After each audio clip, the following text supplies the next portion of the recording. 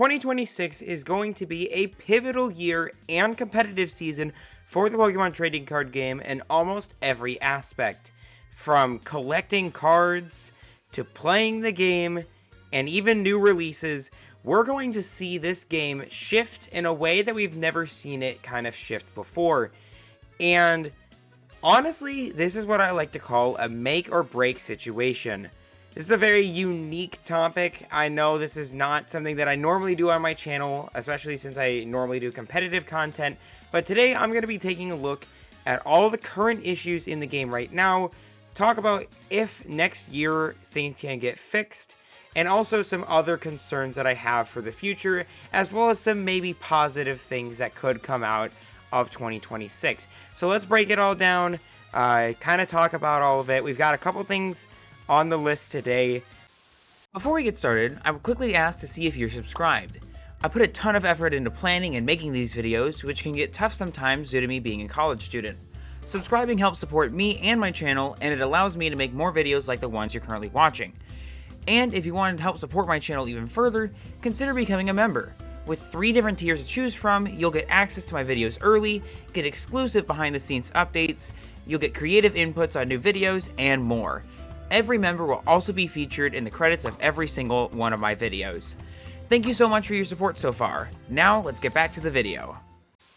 But first off, let's talk about the current distribution issues and sort of the chain of events that kind of leads to a lot of high-priced cards. Right now on screen, you will see sort of a little bit of like a pricing list. It's not completely accurate to the exact day that I'm recording this video, but you'll see some uncommon and even common cards being listed at egregious prices. Hilda from White Flare is being listed as, at this point it's around $3, I just checked, but some of these other cards for $2, $1.50, and then even like a $1.15 for a common card is absolutely diabolical, like absolutely unacceptable. But this is currently the state of the competitive trading card game. Trying to obtain cards is just such a nightmare right now. And we're going to talk about this issue first. So recently the sets Black Bolt and White Flare came out. They are technically 2 different mini sets in one. And I'll talk about my issues with that later. But for now, Black Bolt and White Flare introduced a whole bunch of new competitive cards that are pretty useful to the game or outright game changing. And on here, we have a couple common cards that I saw. One of the sort of like trading card game investing YouTubers that I follow, and that I've actually met in person, talk about like the value of some of these common cards. And right now we're in a really bad distribution system. Again, we'll talk about that later. But it's starting to get to a point where the collectors and investors are starting to realize that competitive players also need to buy some of these cards and they're very high demand. And so they're taking advantage of competitive players and pricing these at ridiculous prices for uncommon and common cards, because they are the ones who get most of, or basically a decent chunk of the product, meaning that they can just price this at whatever they want and leave it at that, which is very, very, honestly, it's very cringe. It's like, I understand that like you have to make money back somehow, but like this is a big issue in the trading card game, and it's been like this for a while now. Of course, Pokemon usually will print more copies of something. We've seen it with like Earthen Vessel, Night Stretcher, where we'll start to see more of it start to pop up and more product will be released, and so the prices will go down. But it's always so infuriating as a player to see all of these common cards be priced so high just because the collectors and investors know that they can. As a competitive player, it's frustrating to see these are being locked behind giant paywalls. Like a Hilda should not be $3. like if I need a play line of, let's say, 3 Hildas for like a Dragapult EX deck or something, there should be no reason why I have to spend $9 on 3 uncommon cards. Like, that's just unacceptable. Even something like a Frillish, which is just a common bulk card, has item lock, and it can be used in Gardevoir EX, and immediately people are like, oh my gosh, we got a price set like a dollar each. It just doesn't feel like this is something that's right. And even Air Balloon. Air Balloon should not be priced at $1.44. Air Balloon has already been printed in Sword and Shield, and so that alone should lower the price of it to a regular bulk price. And even like Electric, I know technically it's not legal to use the black and white one, but there is a different version of Electric that exists. That's the exact same thing. It just doesn't make any sense to me why these are being marked so high. And this is one of the biggest issues for competitive players, even past just the uncommons and the commons. As we get into like EX cards, like Genesect EX, which just came out, is being priced very high right now because of its competitive worth, and like that makes sense. That'll happen because high supply or high demand means that there's gonna be a lower supply, and so that means that they're gonna price higher because they can. But for common cards, to me this is unacceptable, and I really hate to see this as a competitive player, and really wish that this sort of like, not predator, I wouldn't call it predatory practice, but more of like taking advantage of competitive players is just kind of disgusting in my opinion, and I don't like it. So one thing I really would like in the future, and I'll talk about this again later as well, is I'd like for 2026 where Pokemon will start printing more, so that way players can't be taken advantage of, and that we can get our playables a lot easier or for a lot more affordable prices. Next up, let's talk about the egregious prices that we're currently getting for the current sealed product in the game. So not only is the regular cards themselves getting like marked ridiculously high, the sealed product is getting out of control. Like, I've gone to a couple local card shops and they are just marking up these prices higher and higher. Even for singular booster packs are now worth $9. Like, even higher than $9, and that's just ridiculous. There should be no reason that a blister pack should be worth nearly as much as what used to be like closer to like some sealed products with multiple packs in them. We should not be getting to a point where this happens. And I know that there's things like inflation that's happened over time. I know there's tariffs currently, which does make things difficult to import these cards in. But like, most of it is from a major issue with distribution. Distribution is so horrible in the Pokemon Trading Card Game right now, where trying to get things like Black Bolt and White Flare has been awful for people, because either everyone will literally fight themselves in stores for it, like they'll fight each other in like physical locations for them. People will just like pay someone to just deliver it to them instead of actually giving it to the store. I've even seen like on the Pokemon Center, people will use like a ton of bots, and then they'll scalp it all, take it all, and then resell it for like triple the price. It's just disgusting to see. And so because of this, and because there's a lower supply, the demand is still there. And so card shops start selling it at higher prices, so that way they can make as much money as possible. Which again, no shade towards card shops for selling it for market price. But this is just like, it's so bad for the game, and like it's actually starting to hurt people in this game, where they can't get their cards, they can't get the cards that they want, they can't open packs the same way that they used to, and now this game is starting to like devolve into this state of like higher prices for and just higher and higher prices, and more problems with trying to get product. And by the time you actually get the product, if you're a competitive player, a new set's already come out. Or if you're trying to collect something, or trying to like get these rare cards you can maybe sell for a higher price, then it's already too late. And for the most part, if you're not willing to shill out the big bucks for them, then you're not gonna get it. So like Black Bolt and White Flare specifically does kind of irritate me a bit more than normal, and that's because for some ridiculous reason they decided, let's make 2 mini sets instead of just making one big set called Black Bolt and White Flare. They decided to split it up into 2 different sets, Black Bolt and White Flare, differently. And I just don't understand exactly why they did this. It doesn't make any sense to do outside of Japan. Like in Japan, they do this all the time, where they have 2 different sets, and then they kind of just let the English sets, they kind of combine that into one big English, or like other countries get, like other languages get their other sets.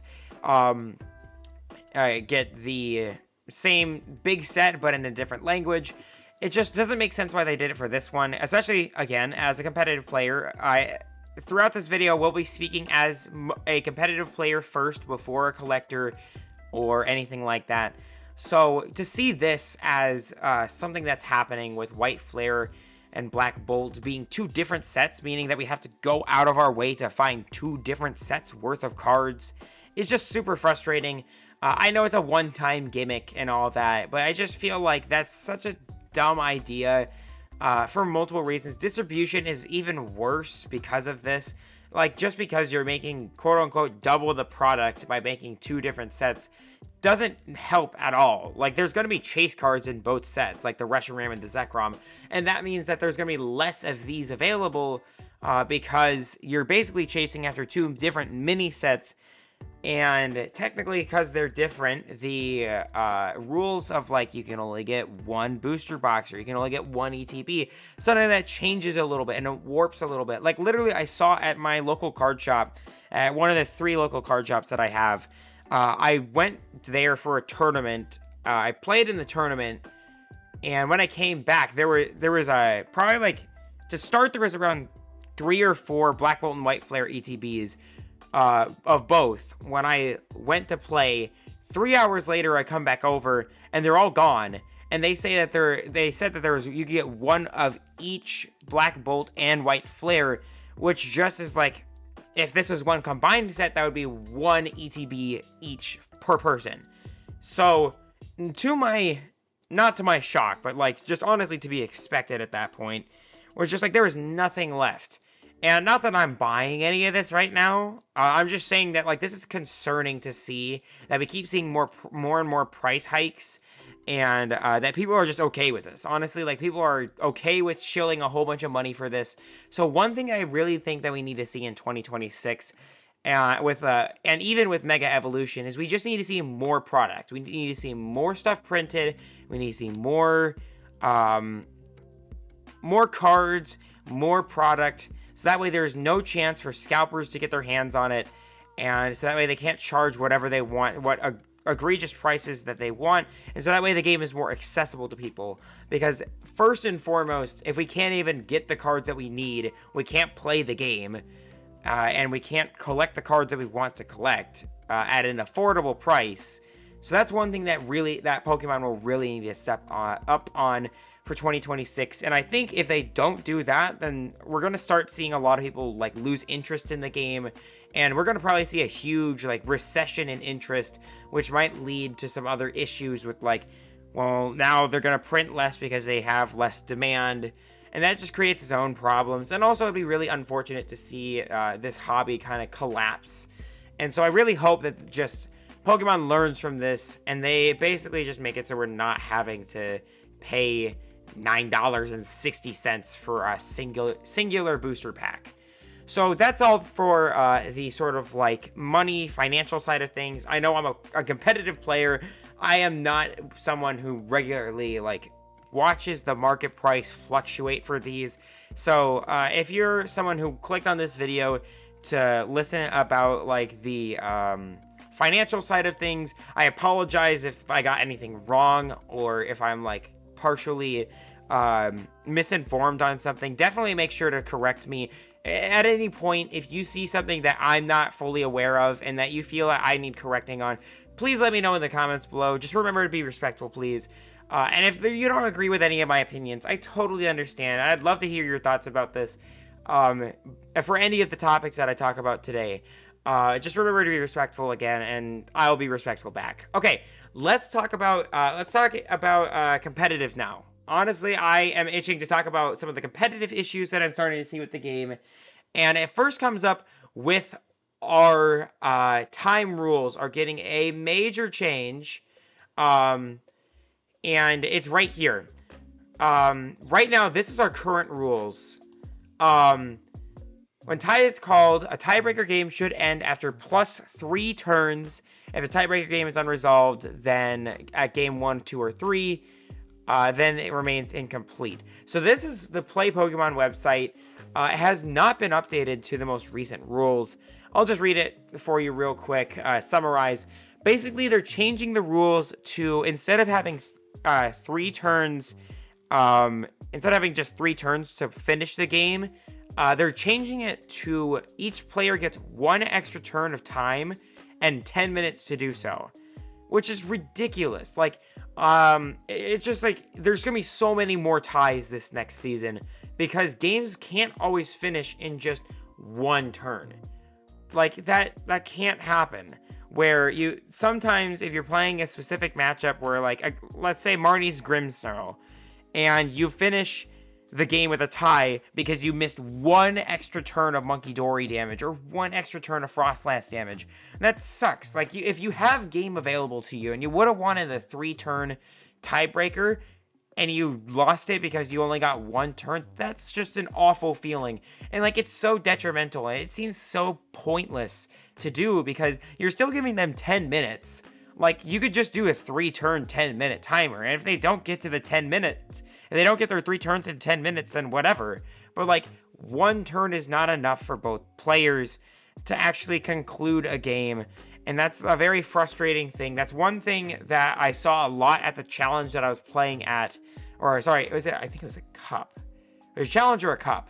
Anyways, the tournament that I played at this past weekend, the same one where I saw all the ETBs disappear at the card shop, we had multiple rounds where people just didn't realize that we were playing with the new +1 turn ruling, and they basically just had to tie because their game plan was shifted towards the 3-turn thing, which is like, it's A, going to be very difficult to adjust to in the first place, and B, it just is like, it's a bad rule in my opinion. Like, it just doesn't make any sense why we're adding this new rule to the game, because it just doesn't help anybody. I honestly feel like it just hurts the players to try and do something like this. So I would say definitely in 2026, I feel like Pokemon should recognize for the 2027 season, they should recognize that that is a bad rule, that they should not have it, because we're going to see on stream, we're probably going to see a lot more ties, and people already hate seeing ties on stream games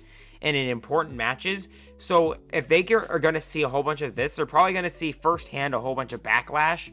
So I hope is that they actually will learn from the players and, like, listen to the players and then just go back to the regular 3+3 turn rule, because the +1 is just not enough to be able to finish games.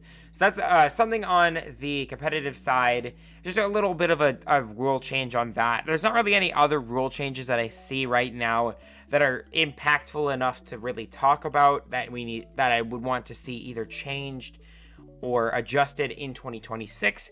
The last thing I want to talk about, though, is the current situation, or there's 2 more things, and that's both of them are with Mega Evolution. The first one is that Mega Evolution is confirmed to no longer include both an energy card and a code card in both packs, which in their packs. So basically, you won't get an energy and a code in every single pack going forward in Mega Evolution, which I think is a terrible idea.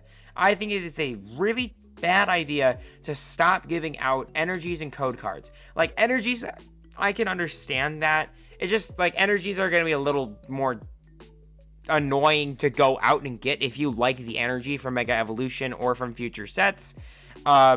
Because, like, you're going to have to go get a brick of energies, or you're going to have to go out of your way and find it from not a pack. You can't get them from booster boxes anymore, or you can get only half of the ones that you could get from booster boxes in this current change. But the code card is absolutely awful. I have no idea why they're doing this. Pokemon TCG Live is already a garbage client. We've talked about this so many times on my channel before. But it's like, at least it's the only official online competitive medium.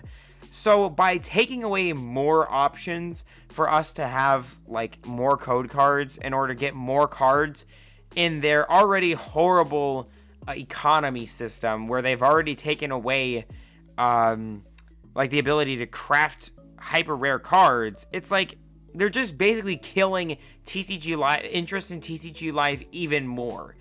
And like, yes, there is on one half, there is on one side, there is the fact that there are now 10 cards instead of the regular 5, which is what it says right here. TCG Live updated their in-game booster packs for 10 cards instead of 5. So you get double the cards. So with half the code cards, you still get the same number of digital cards, blah, blah, blah. It makes sense on one half. But on the other half, it's like, well, there's still a chance that you're not going to get like any code cards out of the packs you get. Like, if you're playing competitively and you're playing in a tournament or something, and you get some prize packs of Mega Evolution, and you're not getting like a booster box, there's no way that you're guaranteeing that you're going to get any of one card or the other. And like it says here, presumably this is to reduce waste. It also is probably to reduce the weight of these, as getting rid of one less card actually does matter quite a bit, as it would take away a lot of the weight, especially with tariffs and all that, and shipping costs and all that. It makes sense to do this on a certain standpoint, but at the same time, it's like, it doesn't make a whole lot of sense to change it now out of all times. Like, especially if you want interest in TCG Live, like, you should just have a code card in every pack at the very least, because people are starting to realize the worth of code cards again now that you can't just craft any card that you want, which is what TCG Live was supposed to let us do. It was the main advertising point. Anyways, now that there is more of an interest in code cards, they're gonna start getting now that there's half of them, there's gonna be more scarcity with them, and so it's just gonna cause this whole other situation. So one thing I'd want to see in 2026 is just go back to what you're doing right now. Like, there's no point, there's 0 point in getting rid of both, or getting rid of one or the other. Just either get rid of both of them, or just get rid of one of them altogether, or just don't get rid of any of them. I just don't understand this change at all and think that it doesn't make any sense. Okay, the last one we're going to talk about is the Megas. And I honestly wanted to do a whole different video about my concern about the Megas. And I've kind of talked about this before on my channel with my I ranked every Pokemon TCG gimmick video from a few months ago. But I just want to talk about Megas right now because I think we're in a very weird timeline where Megas are either incredibly underwhelming and garbage, or they look to be like they could. We're just in a timeline where things are so up in the air with Megas that it either could ruin the competitive landscape of the game again for the 3rd time, or we could see potentially a pretty balanced metagame of Megas that are just borderline playable, but maybe not even worth the 3 prizers, and so it could suppress the 3 prize aspect. So let's talk about this real quick. First off, I just want to talk about Mega Venusaur, because it is kind of an anomaly. We are going to hit 400 HP Pokemon this upcoming era, folks, and I don't like that. I don't think we need to keep just boosting up HP. Like, it doesn't make sense why we need to keep on boosting up HP. We've seen power creep get ridiculous in this game already.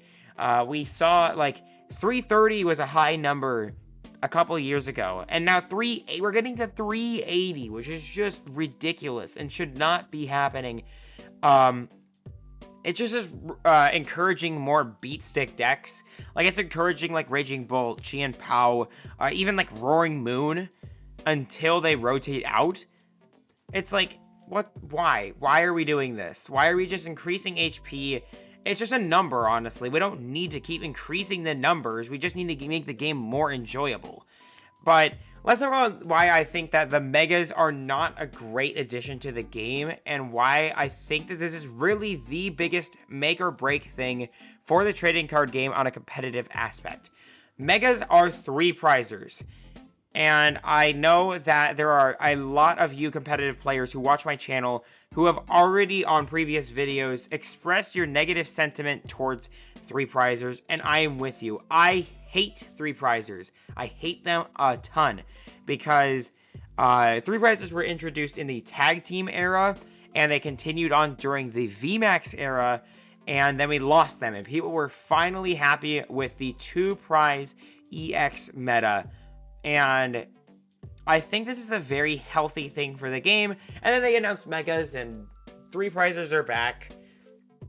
But it looks like they are taking a pretty cautious approach to the Megas. By giving them a smaller HP, or not smaller HP, excuse me. They're giving them bigger HP, but they're giving them quote unquote worse cards, in a sense. Like, Mega Venusaur is probably like one of the anomaly cards here, because Mega Venusaur is actually really good. Like, I've seen a whole bunch of people like hype Venusaur up as like this gigantic tank that could have like 500 plus HP, some insanity or something like that. So definitely I would say Mega Venusaur is the anomaly. We do have some other Megas that have been revealed that are just not very good, like this one right here. Mega Camerupt, which right here, roasting heat 80 plus for 1 fire. It does like, it can do 240 for 1 fire, which is like, that's pretty good. But like for 2 energies on a different Pokemon, or just like a better setup combo for a 2 prizer, you can do even more damage. And even some like single prizers can deal this much damage, or close to this amount of damage. Regardless, like, already, which just is like, why does this need to be a 3 prizer? Because like right now, Mega Camerupt seems very underwhelming, and we have a couple other underwhelming Megas so far. Mega Gardevoir is a whole other thing. We'll talk about Gardevoir later, but like Mega Lucario is another anomaly. There we go, Mega Absol and Mega Mawile. Perfect. Let's talk about these two, because these two are actually kind of garbage.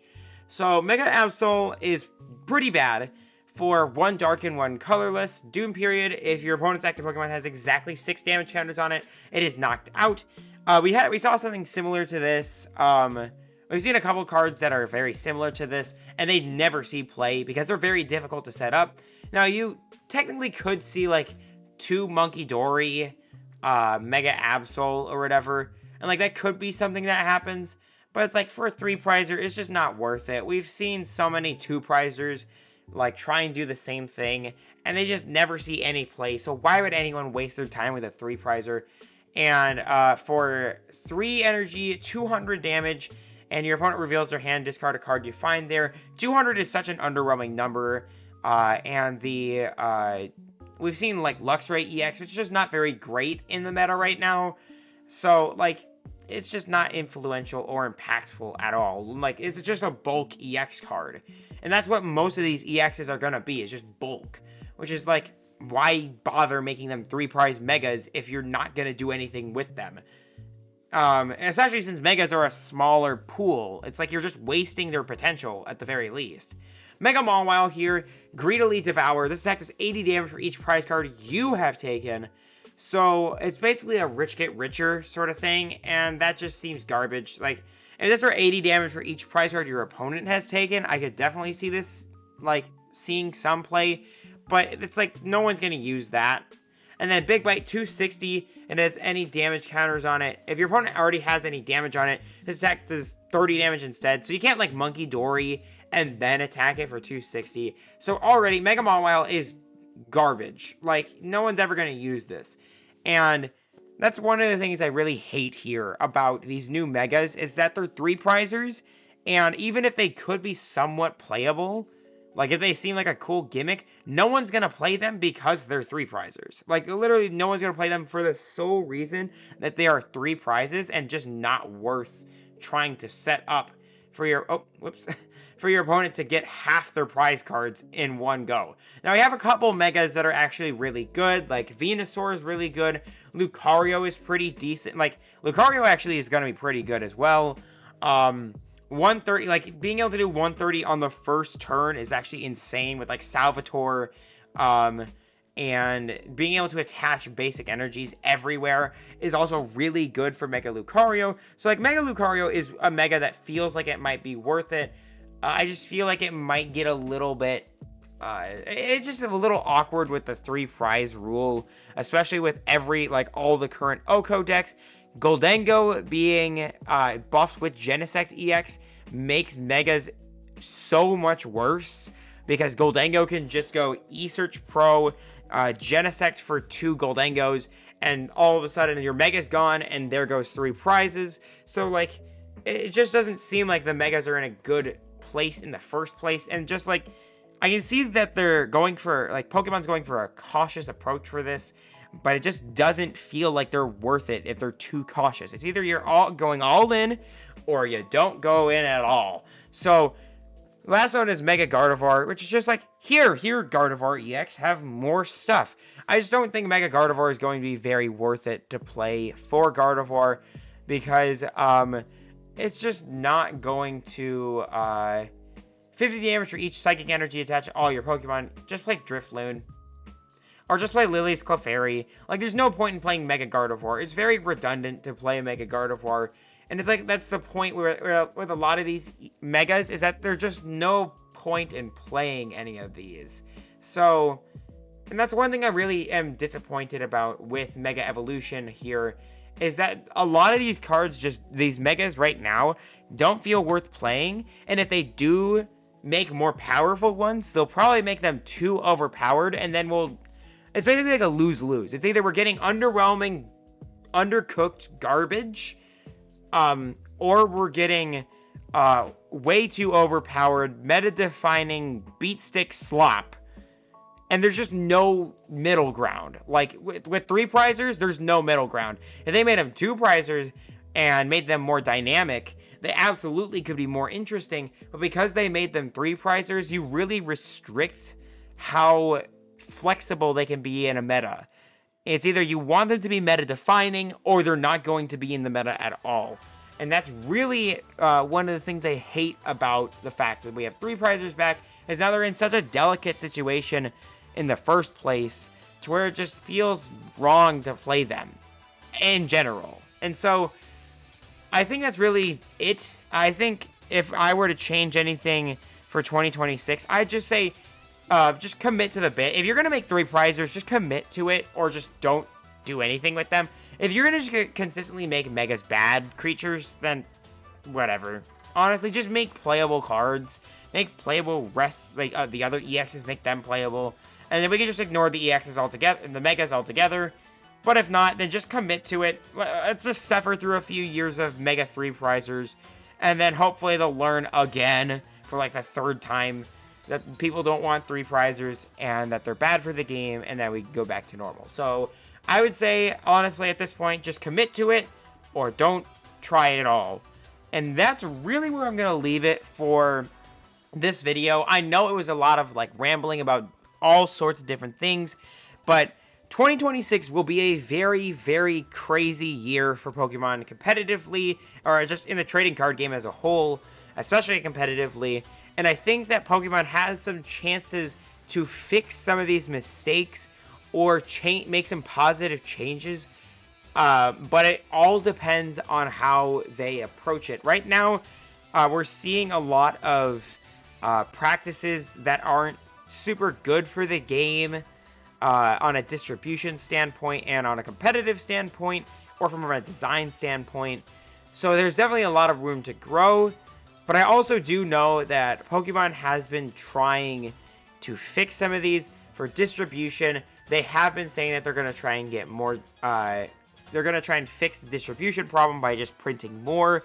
Again, it does get a little difficult with tariffs and different like just prices of making everything and all that. With the tournament rules, this is still experimental. They've been changing tournament rules for years, so we could see a reverted change or something. and they could just be experimenting this upcoming season.